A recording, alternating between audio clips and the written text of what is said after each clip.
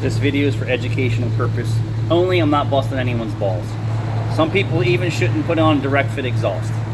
If you get these kits that have these bullshit clamps, they don't work, and that's not how you fit them. This flange here, you can see that it's over torqued and it's been leaking since the install. Black soot, black soot.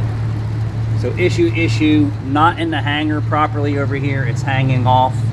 Just because you buy a kit doesn't mean that it fits your car. So we have a leak here since install, a leak here since install, a leak here since install. Like I said, these clamps suck. Leak here since install. And then the muffler, you see here, when the drive shaft moves up and down, this guy obviously doesn't tow or go off-road, but if he did, this would start to rub and bend and destroy the drive shaft. All right, so when you install an exhaust system, there should be nothing coming in contact or near coming in contact with the drive shaft. Big fail on someone putting on this exhaust.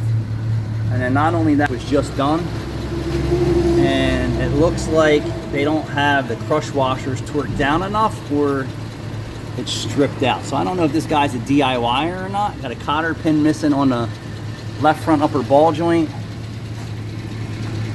Yeah, so I'm not sure if this guy's DIY or he paid to get his car fixed. But yeah, that's not good. Thanks for watching.